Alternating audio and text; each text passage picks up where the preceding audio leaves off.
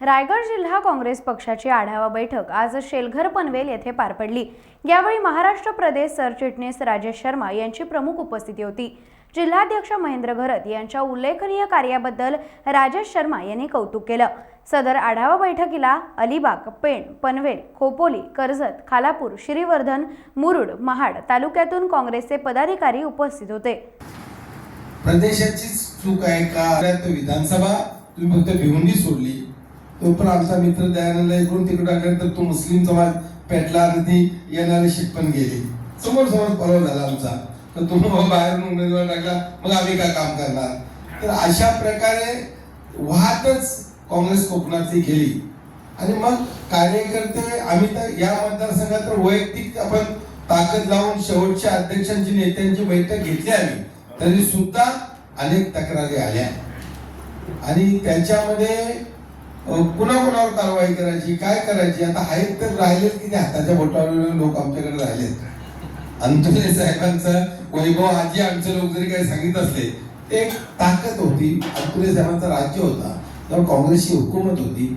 आमच्या उरणमध्ये आज का नाव काढलं जाते का एवढे प्रोजेक्ट आणल्यानंतर नुसते प्रोजेक्ट नाही आणले, त्याच्या अनुषंगाने लोकांना कामं देण्याचे काम केले, त्याच्या अनुषंगाने गोरगरिबांना नोकऱ्या देण्याचं काम बॅरिस्टर अंतुले साहेबांनी केलं। कुठलीही तक्रार केली तर निधी देण्याचं काम केलं। आता परवाच रामशेठचा प्रवेश टीव्हीवर बघत होतो, अंतुले साहेब होते त्यावेळेला आपण पाहिलं टीआर बाजूलाच उभा होता, टीआर होईल अंतुले साहेबांचा राईट हँड, पण पाहिलं काय प्रचंड ताकदीची बैठक। रामशेठचा प्रवेश ठेवला, रामशेठचा प्रवेश म्हणजे आमची ताकद नव्हती त्यावेळेला शेका पक्षाची, पण पुढे जिल्ह्याची ताकद लावून 25-30 हजार लोक त्या बैठकीला आले होते।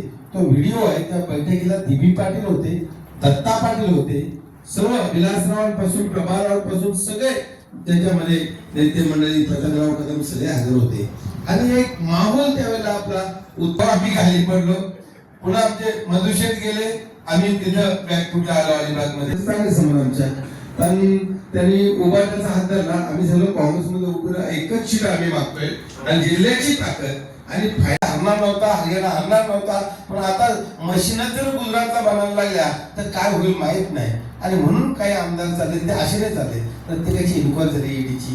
जेलमध्ये जाण्यापेक्षा ते बोलतात तिथं जवळपास शांततेत हर्षवर्धन पाटलासारखा मुक्काम करण्याशी चालले।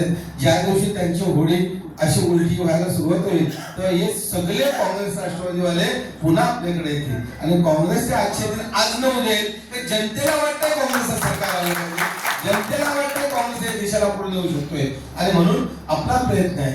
आम्ही सांगितलं, मला अनेकांनी विचारलं काय काय जायचं, आता कृष्णा पाणीवर मला जायचं आहे, पण कृष्णा पाणीकर आपण कृष्णा पाणीकर एकही कार्यकर्ता खालापूरचा गेलेला नाही, नाना त्याचा साक्षीदार आहे। 16 लाख रुपये खर्च करण्यावर रायगडवर आम्हाला त्यांनी आम्ही सगळ्या गोष्टी ऐकल्या, 3 ॲम्ब्युलन्स त्याला त्याच्या भागात आपण दिल्या का ना, जे काय कार्यक्रम सगळ्या त्याच्या इलेक्शन आम्ही फायनान्स केल्या, दोन्ही पंचायत समिती, आणि तो माणूस आज सोडून जातो ज्याच्यावर कोटीच्या रुपये जास्त खर्च आपण त्याच्या मतदारसंघामध्ये केला आणि मग ते वाईट वाटते की त्याला काय कमी आपण केलाय। प्रत्येक गोष्टीला मान दिला, सरपंच झाला, बायको पंचायत समिती मेंबर झाला, तर सभापती करण्यासाठी तटकरे आणि विवेक पाटलांच्या बरोबर बसून दिला, सभापती खालापूरची केली, सगळ्या गोष्टी आपण केल्या।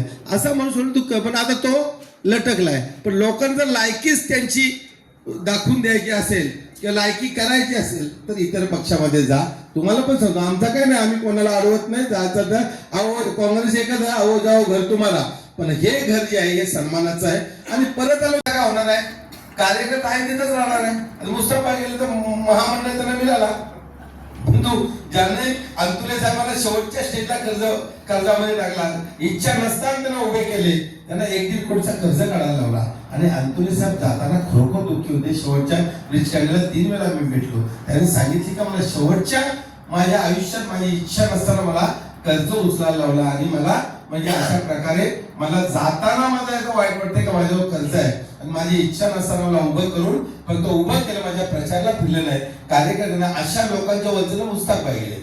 शर्मेची गोष्ट काय, मुद्दाम मी तर माझ्या का बोललो फटका म्हणून मी परवा पण बोलू का जे मध्ये चाललाय तर मी असं नाही बोललो, मी ते एकदम ऑथेंटिक बोलतो। रामशेठ बोलले का जे मंत्री माझ्याकडे येतो, परवा येऊन माझ्या कोचवर बसला होता, जे मंत्र्याला फोनला त्याला विचारलं काय जे मंत्री रामशेठ बोलला पक्ष सोडतोय, तुला हा आता पर्याय त्याला कामच नाही मिळत बोलल्यानंतर, म्हणजे जे मंत्री त्यांच्या स्वतःसाठी चाललेत, म्हणजे आताच्या पॉईंट विचारले तुम्ही आमची बॉम्ब केली, तुझ्या बापाने त्यांचं काय मला घ्यायचं आहे, रामशेठ निर्णय घ्यायचा, तर मी बोलतो त्या बोलतो स्नेह जगताप यांनी जाहीर केलं।